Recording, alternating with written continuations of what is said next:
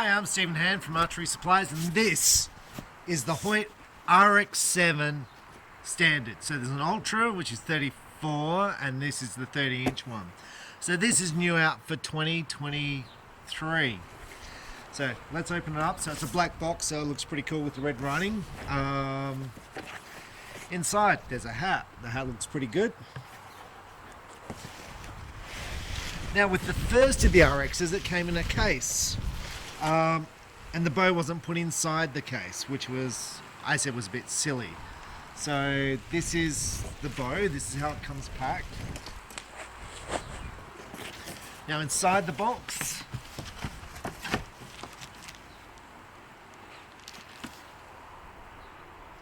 now there's some foam at the bottom. That's a good idea because it stops the bumps. Sometimes with, well, most bow companies, they just put the cardboard straight down there and the cam touches the bottom, and if it's handled rough, you can get a ding in the cam. So the foam's really good down the bottom there. So, okay, so this is the instruction manual. There's a little key tag there, and that's it. Look, it looks kind of cool. All right, so let's have a look at the bow. Ta-da! 30 inches axle, 342 feet per second, draw length adjustable from 25 to 30. Rotating module there, which is good.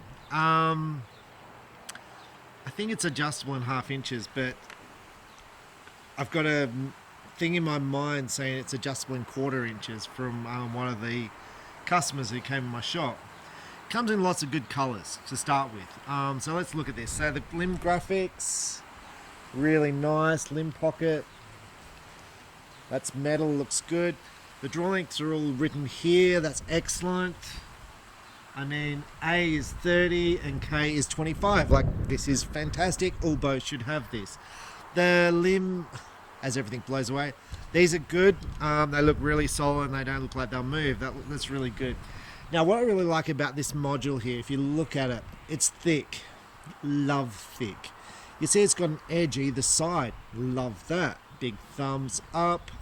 Now on this side, you see it's got a thicker edge closer to the cam. That's going to keep this string away from the cam so it doesn't rub. Huge thumbs up. Other companies should have this. Okay, it's like, I don't know how many times I've got to say it. This is the way modules should be, right? Now, Elite has modules so similar to this, and so does Bowtech. Okay. This is a binary cam system.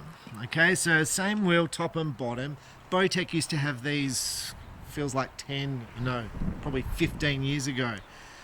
At the time I said this is the way cams should be. Look, I feel like Hoyt's just catching up now. This is a very big, solid cam. I really like it. This edge here is to stop it from derailing. There's nice deep grooves to stop the derailing. So if you pull this back and you torque the bow, so you grab it like that and you do this, stops the string coming off. It's the biggest problem you have in an archery shop, derails. Because customers are full draw, bow explodes, like, what happened? You torque the bow. This, less likely to, more solid cams, nice solid modules. The draw length, 2 screws, torques, just rotate that around, nice and really nice. Now let's look at the draw stop here. It's adjustable from 85 to 80, and you just flip it backwards and forwards. It's got a little stop here. I like that. Nice and simple, easy to do, big fan. Now the RX series bows, so the RX 1s, 2, 3, 4, 5, 6, there's no 6. Were a carbon riser with an aluminium rod and then aluminium at the top, where this all looks carbon here. So that's kind of cool and an improvement on the old models, I think. Roller slides, this is good. This is going to stop the bow jumping backwards and forwards. A little bit over a 6-inch brace height, 6 1/4. I really like this. This looks modern and up to date. It's a really nice looking feature. This here, down here, is for your sidebar to bolt onto. Really like this. Nice, solid feature. A little stabilizer to absorb some shock. That's good. You can unscrew it and change your position of your stabilizers like that. More stuff to absorb shock like that. Look, it's a nice looking bow. Now, If you're in America, this is going to cost you a lot more than in Australia. At the moment in Australia, there's a dealer selling this bow at below cost price. So you can literally land this bow in America for way under what it costs dealers to buy this bow in America, is my guess. Which is a bit of a problem if you're in Australia and you sell Hoyt, because it means you're not making any money on this bow. But there's a serial number under there. Look, to me, this string rod here, this looks great. It looks fantastic. These little things here are to stop the limbs breaking apart. Okay, so my first negative point here. So the limbs just here on the edge, you can see the little bit, it's a sharp edge, and you can see a little bit of paint coming off. On a sharp edge, it's very hard to get paint to stick, and you can see it, a little bit of paint being exposed there. The other edges are all pretty good. Overall, the paint looks good. The grip is different. So on your target grips, they're kind of square. This is a bit of a rounded grip, and you can see it's got a nice little line there, so you can see the center. Really like that. This bow's 60 pounds, so we're going to try drawing it. Now, I normally haven't tried a bow before I do the tests. I have shot this bow before I've done this test. Customer came in last night with his, and he said, "Do you want to have a shot?" And I was like, "Sure," and I shot it, and it was good. So I was like, well, I'm going to do a video on it today. So his was 70 pound, I could draw it, and sometimes I can't draw 70 pounds, but it was a very good draw cycle. So let's just try it. So it starts off hard,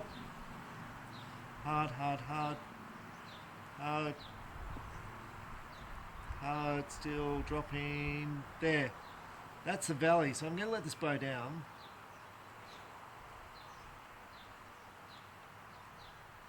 I'm going to shoot the shot.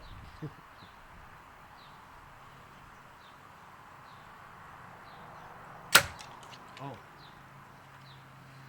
So that's 282. That's a Victory 350 with a 140 grain point. Very quiet, no vibration when you shot the bow. Bow basically didn't move. Now some bows, as you draw it back, it dumps into the valley. This did not dump in. It was very controllable. It's set on 85% let off, and I didn't want to let it down because I really didn't feel like I was holding that much. The back wheel felt really solid. The bow feels really good. Really, really good. So let's just have another shot. So that feels really good. The draw cycle's really, if anything, the bow feels a little bit short. It's dead, 283. Let's try so this is a gold tip velocity, 400 spine, 90 grain point, weighs 327. 340 should be pushing around 310 speed. You don't feel any shock forward. You don't feel any of that stuff. It feels fantastic to shoot. The grip feels comfortable. You really like the grip.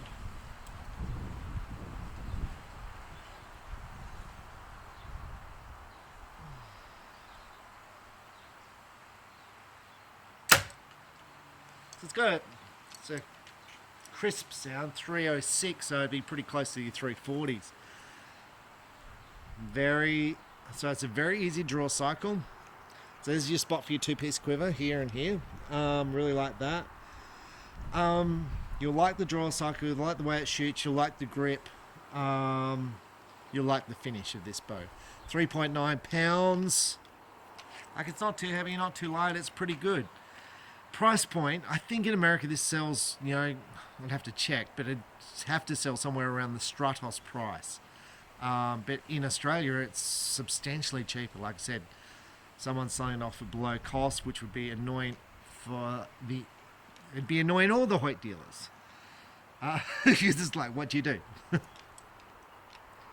What do you do when you're selling a bow at below cost? He's either a moron or something, I don't know. But from my calculations, he's losing about $300 per bow. So I'm kind of considering buying all his bows. So we can just keep losing money, and we'll see what happens with that. But Anyway, let's go back to 18. Let's sight it in and sort of see how well I shoot with it. Okay, so I think I've sighted in the RX-7, and I'm saying it feels good. My question was, I was thinking to myself, well, how's this rate to the other top of the line bows, and how's it rate for value, and that rates the whole, what's the price point of this bow, because I don't know, the retail on this bow should probably be 2.8 in Australia, and I think the wholesale is a couple $100 less than that, and there's a person selling it for about $400 less than that, so, I don't know, right, so, the way the bow feels to draw, it feels good, the valley feels good, the vibration feels good. So then I'm thinking, well, how's this compared to other bows, and what bows are like it, right? Well, PSE's got, you know, the NXT, I get lost because they keep changing the names, the NXT31, right? They have the carbon bow, the like Levitate or one of them, because I feel like they keep bringing out bows and I get lost with all the naming and the structure, which is probably not good for me since I'm a distributor for PSE, but PSE have a carbon bow. This is a carbon bow, PSE has a carbon bow. So the PSE carbon bow is either cheaper or more expensive depending on which country you live in. The cam system, this is not a bad cam system. This module's pretty good. How it flips, I like this module because it's thicker than the PSE module. I think I like this grip better than the Levitate. I find the carbon grip on the PSE a little bit chunky, as in square. This feels more comfortable. This has rollers, which I like because it reduces the vibration. Oh, I didn't mention, it's got the Piccadilly thing, so you can mount a sight onto the front, you can mount that there, and you can also mount a arrow rest on here, but one of the archers who've got this said he had a problem mounting this here because of this bar, so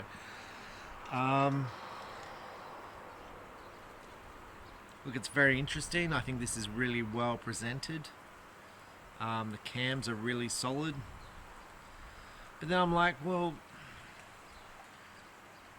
what bow does it really feel like? And I thought it feels a lot like the Elite.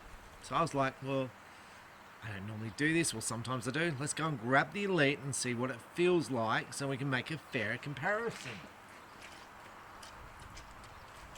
And probably the one to compare it against is the Cure or something like that, or the Envision. But I've got a Remedy here. Right, so this is a Remedy. So you can see the cam system is almost identical between the bows. Shape's a little bit different. So the Hoyt is a little bit more aggressive, 340 feet per second, the Elite 331. But the modules look about the same. The draw stop on the Elite you can move in or out, and you can change the valley sort of stop with the Elite. So you can get a limb stop or cable stop, and you can change it to let off. So you've got more adjustability in the Elite in your draw length range. Roll a cable slide, roll a cable slide. You can adjust the PSE, the Hoyt is fixed. The grip's a little bit different on both the bows. I do like the Elite grip. You may like the Hoyt grip. I think the Elite grip's a little bit narrower than the Hoyt grip. The Hoyt grip's more rounded. With one of the early Hoyts, my thumb hit a point here where it wasn't comfortable. That's no longer the case for this bow. Hoyt has fixed that. It's pretty good. The Hoyt is lighter, 3.9 versus the Remedy at 4.6. It's actually hard for me to tell the difference, which is kind of interesting. I don't know why. You would think this would be a lot lighter, the Hoyt, but it feels pretty much the same. I'm going to say the Hoyt draws short. So at 29 inches, it feels like 28.5. The Elite feels about right at 29. So if you're a 29 inch draw length, the Elite will feel right, this will feel short, so you'll have to probably go to 29.5. The Elite is set at 60 pounds, this is an Elite set at 60 pounds, feels like 50. It is so much easier to draw than the Hoyt, and it's not that the Hoyt's a bad draw, because it's not, it's a good draw. This just feels like nothing, it feels like a toy to draw. When you shoot both bows, because I shot both bows before, The Hoyt feels faster. It definitely feels faster. And the Elite, it's got a little, it's not like it moves side to side, it doesn't. They're both very much the same. The Elite's got a little bit of that kind of movement in it. Might be because of the stabilizer, it could be the balance. Very similar, like very, very similar. And look at the geometry of both bows. Like, the Hoyt's a little bit more parallel, a little bit, but it's almost the same. It's so similar. It's like you've taken a good product and just made it better. And then we're going to have that whole conversation. Is it better than the Elite? Because it's carbon versus metal. Now the Elite's got the limb pockets that you can tilt for doing paper tuning. With the Hoyt, you've got to shim the bow. The Elite's got limb stops and cable stops. The Hoyt's only got thing. It doesn't detract from the Hoyt. The Hoyt's an impressive product. So my summary, the Hoyt's a little bit more aggressive to draw, feels faster. It's a different vibration, different grip. The Elite's got more adjustability. There's a price difference between both bows, so you'll have to take that into consideration. Now let's shoot 18 meters and see how we go. So we're already shoot 18, fingers crossed. First arrow was in the gold, so hopefully you can see the dot. So when I think about this bow, I think about all the other good bows that are out there, the Elite bows. Not the Elite brand, but all the Elite bows by all the different brands. So we're going to discuss that as I shoot these arrows.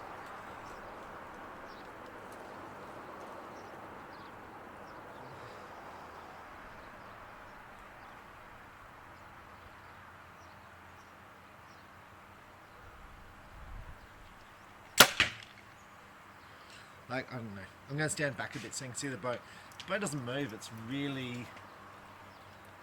That was a great shot. Doesn't move.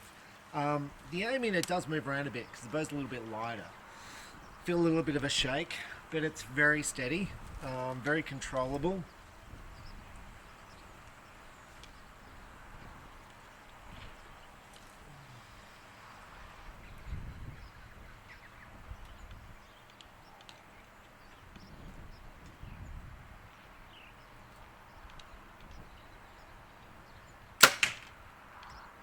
I looked good too. Now, I feel like I'm raising this shoulder and I should be bending the arm a little bit because it feels a little bit short for me, but that's just form and getting myself settled in. That's my first two shots. Because I had to have a break because the other camera was empty, but here we are. The Bowtech solution is a really good bow. Draw length adjustability, you can flip the cam, you can change the let off, you can move the cam left to right, all cool stuff, not a bad price point, nice grip, good shooting bow.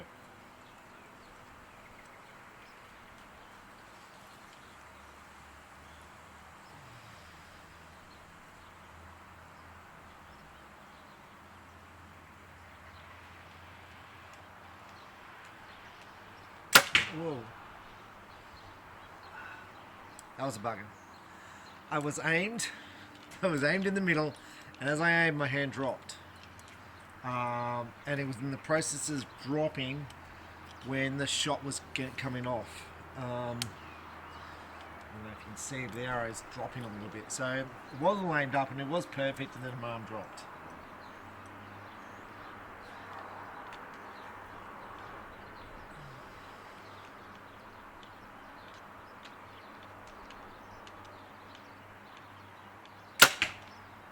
That one was good. I suppose this is got a bit controversial with bow hunting and talking about ethical shots versus guns and all that sort of stuff, and fighting with the RSPCA and state government about bow hunting. And I guess that's why most bow hunters shoot close, because you can always have a bad shot. And if you're closer, a bad shot is less of a bad shot than if you're further away. So the magnification of error is greater the further you are back. So That's why if you're practicing, you should always be practicing for excellence. And then as you go back, the less excellent you are is magnified. So if you can shoot really well at a far distance, you'll shoot really, really well close.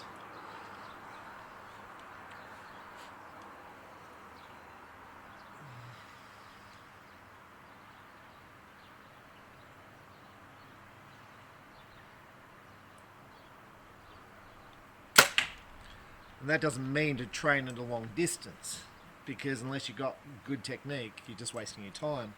You should be working on getting the technique correct to start with. So how does this feel? Like, the PSC is good, the Elite's good. Okay, Matthews. So a person who just brought one of these had a Matthews, he sold it, and he said to me, he said, I ended up having 10 modules for the Matthews. And he said, I worked out, and he goes, there's $1,000 worth of modules.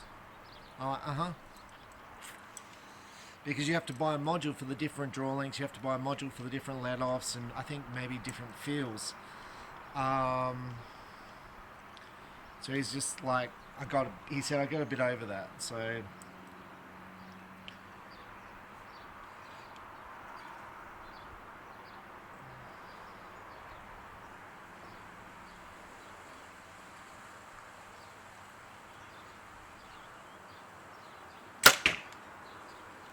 That one I shot a little bit high, as you can probably see. It wasn't that much high, I actually shot higher on the target. I was aimed fractionally above the arrows when the shot broke.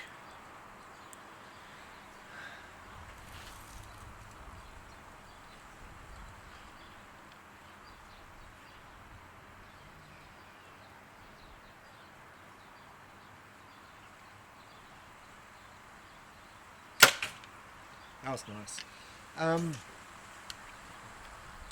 Part of it is the release going off at the right time. I sold a Hoyt to one of my, I'm going to say favourite customers. Customer who buys the most off me, John in Melbourne. He's got a little Facebook page. It's been really popular, archery. I'm going to say he's brought 17 bows off me. It must be close to that now, maybe more. It's got a whole room of archery gear. Anyway, he brought a Hoyt. He brought the Hoyt RX. RX. You know the one. It's this bow with a metal riser. He said, I can't shoot as well as my other bows. He said, I get more left to right. And I think that's the grip. Because the grip feels different on this. It's more rounded, so it's more susceptible to torquing. Feels better to like just grab off the shelf. But this is quite a different grip to all the other target bows.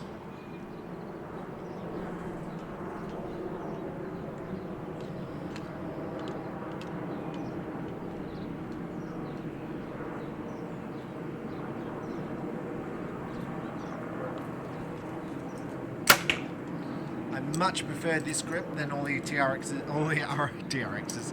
Definitely preferred this grip over the TRXs. Preferred this grip over the other RXs before. Feels comfortable.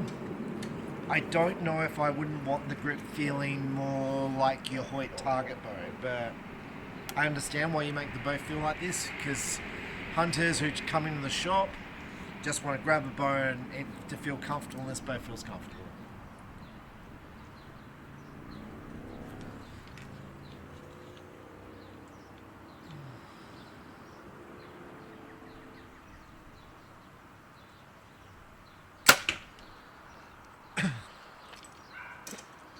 The last shot was disappointing. It wasn't that bad out there, it was a little bit to the left. I noticed it as I was breaking the shot. It was a fraction to the left of the 10 when it went out there. Alright, let's go and have a look. Well, it looks better back there than up here, but it isn't that bad. So we've shot 2.8s. This is a basic $20 sight. Basic $20 sight, basic $15 arrow rest and D-loop. So 2.8s, 1, 2, 3, 4, 4 10s, and 1, 2, 3 9s. So it's, you know, better than a 9 average. Feels a bit. I feel like I could shoot better. Okay, I feel like I can shoot better. Why is that not as good as some of the other bows? I don't know. Maybe I was moving around more. Like this one was like in the 10 when it broke here. I feel like this was up a little bit, and I feel like this should have been down. I feel like I was doing this as opposed to doing that. I can't stress enough the shooting affects everything more than the gear. Can't stress it enough. You give a good shooter a cheap bow, they'll outshoot a good shooter with expensive gear every day of the week.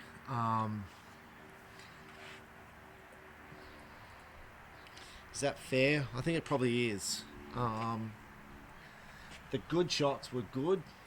There was some shots there where it broke and it was clean and my form felt good. And there was other shots I just felt like I was doing this a little bit. And I was getting a bit of movement with my front arm. I feel like the bow's really stable. I like the draw cycle.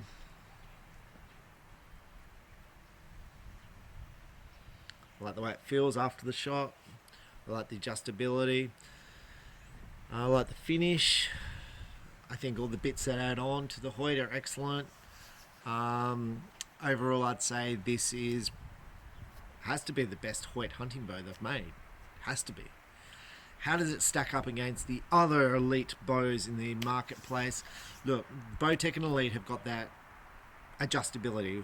Bowtech where you move the cams. Elite where you move the limbs. And then Bowtech and Elite have got the adjustability of the draw cycles. So you can change the way the draw cycle feels, whether it's what percentage let off you've got, what percentage, wall stops and all that sort of stuff. So I'm going to say probably your Bowtech and your Elite have got more adjustability.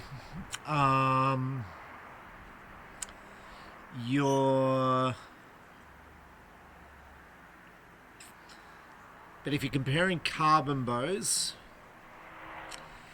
the PSE is probably lighter. I'm guessing it's lighter. I think the Hoyt's probably better finished. I think, from my perspective, I like the fatter module in it. I like the draw stops better. I think in the Hoyt, I like the roller slide better. I feel like PSE produced a good bow and it's just been the same. I feel like Hoyt made a good bow and they made it better. So I'm kind of tipping it more towards the Hoyt rather than the PSE. And then when you compare the other top of the line bows, I feel like, well, the Hoyt's more expensive, so you have to look at your budget and then you have to look about the shootability. Look, would I shoot an RX-7? Yeah, I think it looks a cool bow. I think it's a cool looking bow with cool gadgets that click on, and it's a cool bow.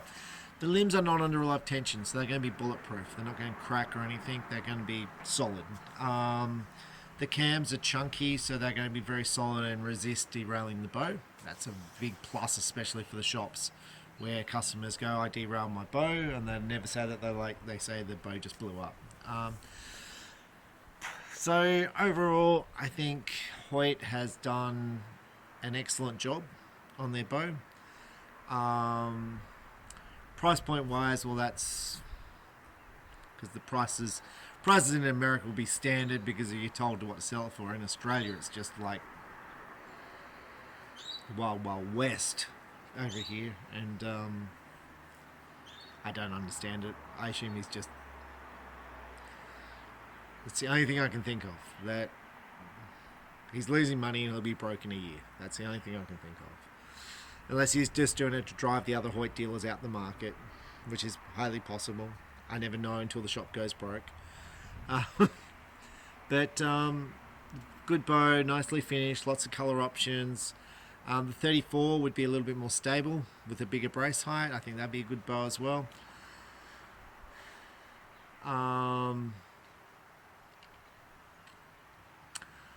What interests me is I really couldn't pick the weight difference between the Hoyt and the Elite bow in physical mass weight. So I'd probably like to feel both with the scale, because I should be able to feel like 3.9 to 4.7. very low shock in the hand. It's very, very good. I'm going to say all your top of the line bows these days are excellent bows. Excellent bows. They all tend to have adjustability except for the Matthews, which is, Matthews you can change poundage through modules. You need to buy modules from Matthews. I'm going to say probably the only letdown feature on the Hoyt is it doesn't have that tech with the adjustability for tuning. Whether that's a plus or a minus, you can debate that yourself. I don't really do that tuning stuff. I don't really do the tuning stuff where you shim your bows and all that anymore, because I found it didn't really make much difference in my overall score, so I just generally bolt the arrows on and go and shoot arrows. Whether it gave me 1 point out of 100, I don't know. I haven't seen it, and I've been looking for it. I've been doing it, and I haven't seen it ever. And I test this stuff. I shoot arrows. I do that stuff, and then I shoot arrows. No difference. If I fix up my technique, if I don't aim off to the side here when I shoot the shot, score improves. If I shoot more arrows, my hand movement moves less. The scores improve. But shimming the bow, I've never seen a difference in scores. So it's like, so yeah, I think it's a good Hoyt with the RX-7. It's a step up from the other RXs before. I think it's the best hunting bow. Now, the Hoyt metal bow, the Torx versus the RX-7. I really liked the Torx when I did the review for the Torx. Highly probable I shot better with the metal riser than the carbon riser because the bow's physically heavier. I'd have to see myself shoot it and I'd have to review the thing. But I generally shoot better where the bow's got a little bit more weight because I find I'm a little bit more stable. Where the carbon bow comes into its own when you're hunting and you're walking around and you want a light bow. That's where the carbon bow comes into its own. With a carbon bow, if you want an overall mass of something, you can add weights to the stabilizer to get that mass, which is probably going to make you more stable than an overall heavier bow. But look, it is what it is. Hoyt have made an excellent bow with the RX-7. I'm Stephen Han from Archery Supplies. Thank you for watching. Bye.